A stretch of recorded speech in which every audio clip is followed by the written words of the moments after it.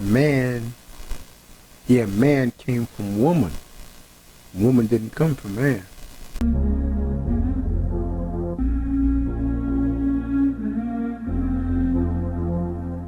Final question, and then I'll leave it open for our, discussion, whatever you want to add.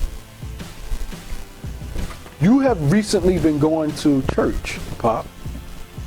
Well, when in Ohio, you would go to church. I'm sure they miss you now.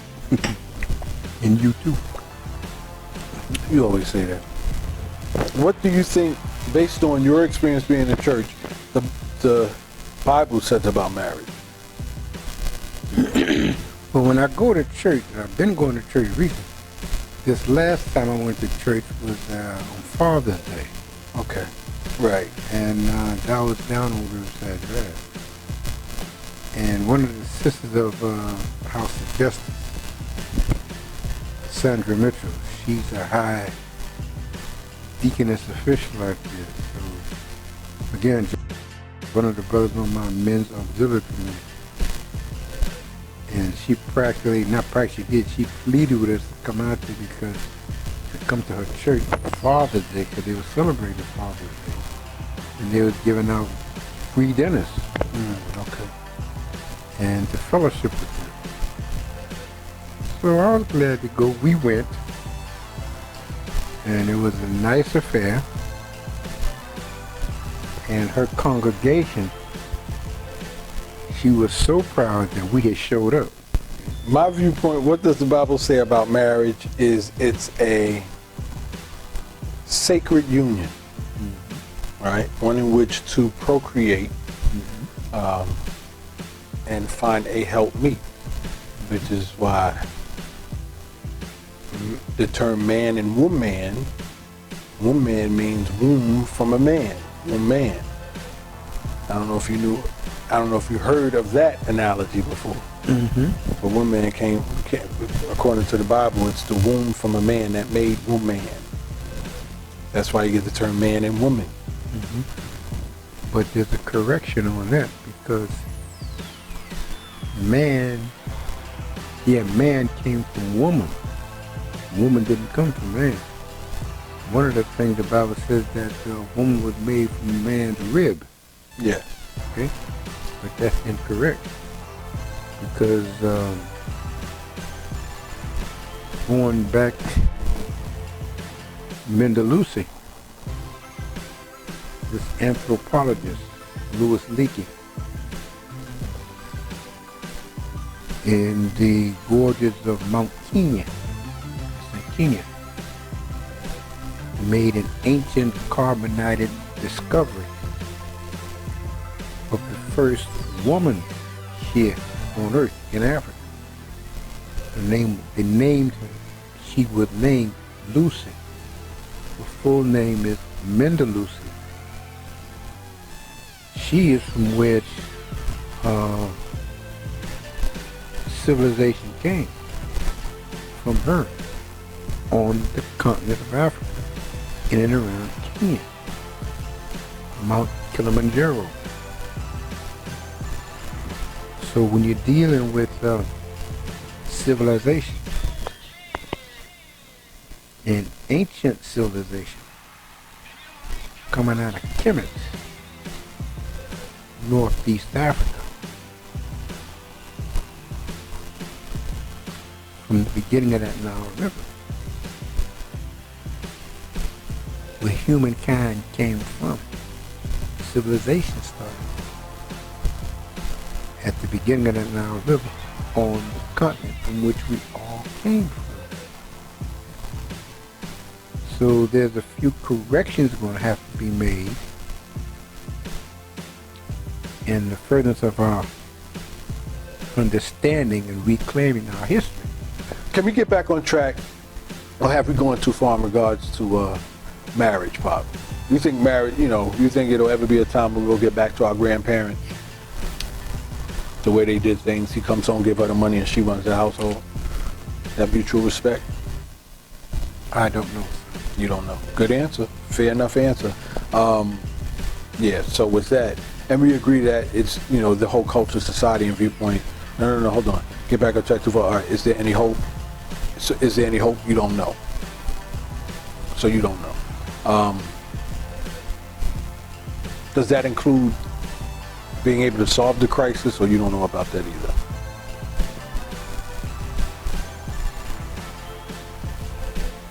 At this point, I'd rather not say, because I'm not sure. Very good, Pop. That concludes our discussion, Pop. Any final words?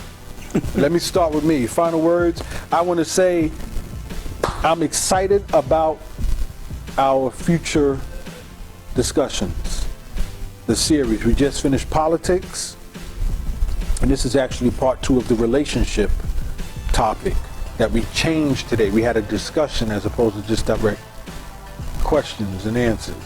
I think this is a good format. I think I'm interested in continuing this format as we cover education, right?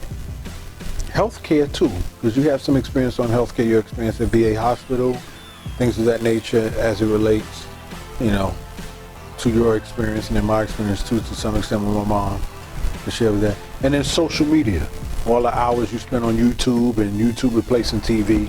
So we have, according to these questions, some experience to draw on. I enjoyed this conversation, Pop. I'm looking forward to our future conversations. I'm excited about what else you have to share in relation to these topics. I think the topic we talked about tonight with regards to relationships is great.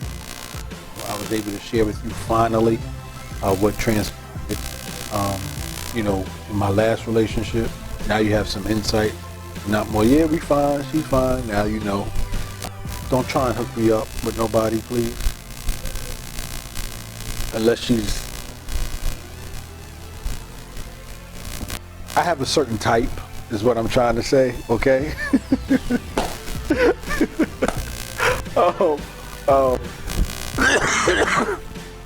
I thank you so much, son. I'm so proud of you.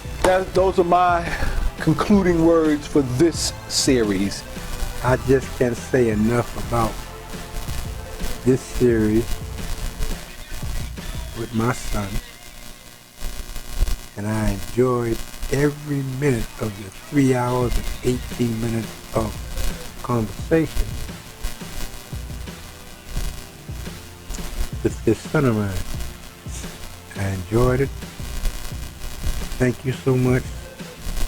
And I don't want to sound like a broken record, but just that I'm damn so proud of my son. The way you've grown, the way you matured. Sometimes Pops has to pinch himself and say like, damn, this is my son.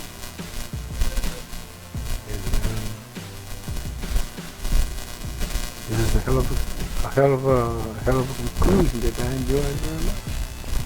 Thank you very much, sir. You're welcome, Pop. That concludes our talk with Pops and our series on what we discussed, male-female relationships and marriage. So stay tuned. We have some more topics that we're going to discuss. I believe the next topic that we're going to cover is going to be education. So Pop is going to enlighten us with regards to education. My dad is a graduate of, what is it, UCLA? Not UCLA. Oh, Fullerton College. Fullerton? Mm-hmm. Fullerton College. And my dad is also, I'm proud to say, a veteran. He has fought for this country and had played a major contribution in the benefits that we all enjoy. So having said that, Pop, as I conclude, thank you for your service. I'm proud to have a dad, you know, who served, you know, even for a country that didn't value you right. But just thank you so much. I'm proud to have you as my pop, and I love you. And we'll conclude and continue our conversation on education next time. That's it. Later. I say, Monica, no be today. Me and you done the fight, don't tell. I no go pursue man, I go change my ways. I go reduce the banana, I no go do it again. If you leave me,